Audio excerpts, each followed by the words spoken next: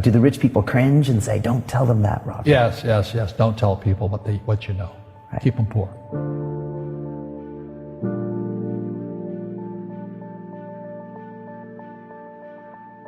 The moment I pay you, you think like an employee. The moment you accept a paycheck, your brain goes dead. That's the trap. Entrepreneurs work for free. As long as you're hungry, you'll think. The school system was designed to teach you to be an employee or a doctor or a lawyer, a specialist, but never about money. The poor will always be amongst us because it starts up here.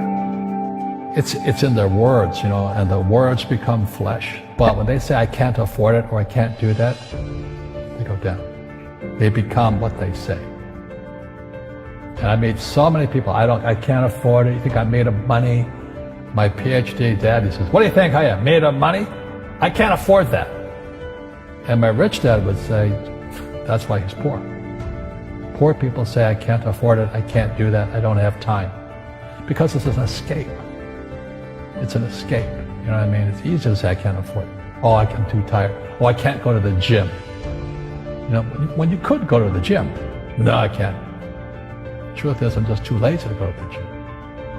And your rich dad used to say what instead of, I can't afford it? How can I afford it?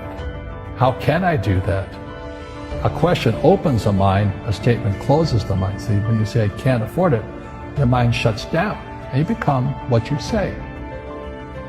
People right now who are sitting at home, who are struggling financially or worried about money or unhappy, they may be making a lot of money, but unhappy with what they're doing.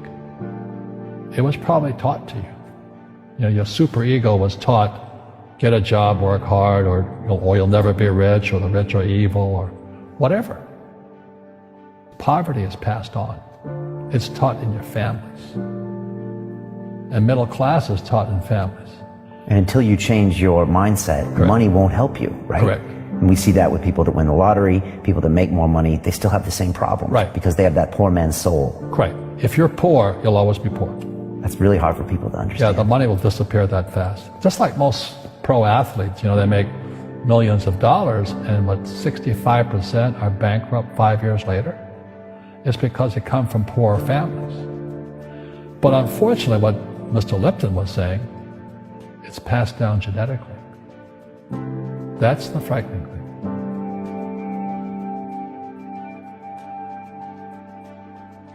If you don't want to learn it, I can't help you. I have bad luck too. I've had financial crashes. I've had people stab me in the back, but they're all good because I grow from it. And that's spirituality. People who are afraid of making mistakes, like they teach in school, they don't ever grow. Because spirituality is there's good and there's bad, there's right and there's wrong, there's up and there's down. Most people only want to be right, they only want to be positive. Well, you can't have that. That's not reality. And the average person, the reason they're poor is they haven't failed. They play it so safe. They haven't made any mistakes like they taught in school. That means they don't learn anything. That's why the school system's actually fundamentally corrupt. It's anti-education. But the average guy is standing there, oh, I'm an A student, I'm going to do this all on myself. And a bunch of rugby players run you over, and you go, well, they're not playing fair. You're playing stupid. You should have a team. You should have accountants, attorneys, and bankers and all that stuff. But that's not the game I want to play. I said, then don't play the game. The game of business is played with accountants, attorneys, bankers, hate to say it, politicians. You got to know the game. People say, well, money is not that important to me. Then if money is not that important to you, money is not important to you. You know what I mean? I don't care about money. The money doesn't care about you.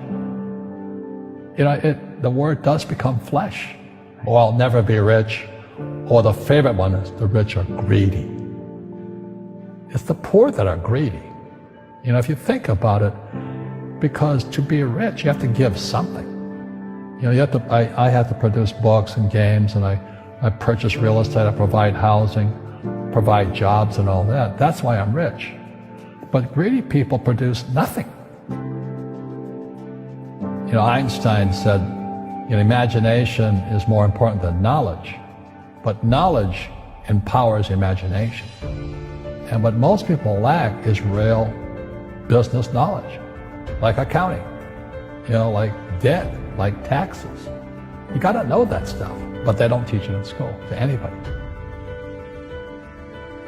You see, most teachers in school, they're out of ethics. They teach subjects they themselves don't practice. Because I understood what a fake teacher is. A fake teacher is somebody who just wants a job and they'll teach anything. They teach how to shine shoes if you pay them more money. But they really don't know what they're teaching. In life, one of the things I suggest to people, you gotta find a real teacher versus a fake teacher. And a fake teacher is somebody who doesn't do what they teach. And a real teacher is doing what they teach every day. Our school systems are making our students weaker. So in school, they have these things called now trigger effects. So you can't, as a teacher, you can't say anything that might upset the student.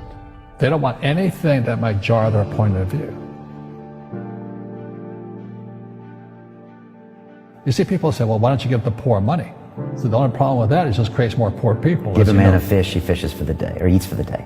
Yeah, you give a man a fish, you get a lot of people who want more fish, But you teach them to fish. We become creatures of our own habits. And until we break the habit, we don't change. Our schools don't teach that. Our schools teach almost the exact opposite of that. And the average person, the reason they're poor is they haven't failed. They play it so safe. They haven't made any mistakes like they taught in school. That means they don't learn anything. That's why the school system's actually fundamentally corrupt.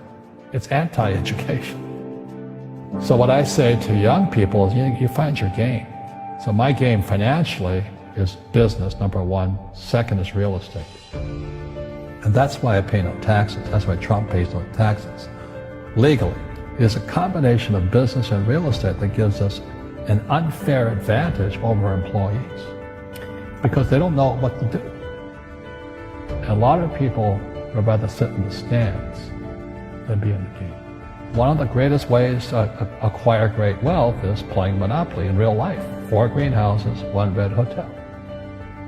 But is that all there is? That's it.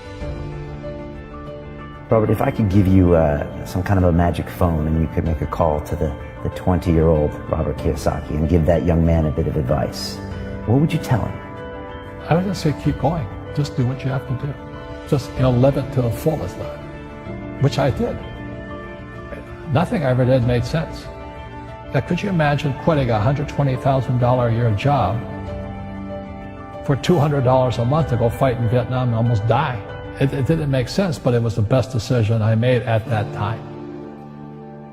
And I think what most people do is they let their parents or their friends talk them out of life. So afraid of failing. But failing is how we succeed. You look at guys like Edison and all that. They failed like 1,014 times before he invented the light bulb. Our schools punish you for making mistakes. That's why we have so many people who are so afraid of admitting they make mistakes or afraid of failing.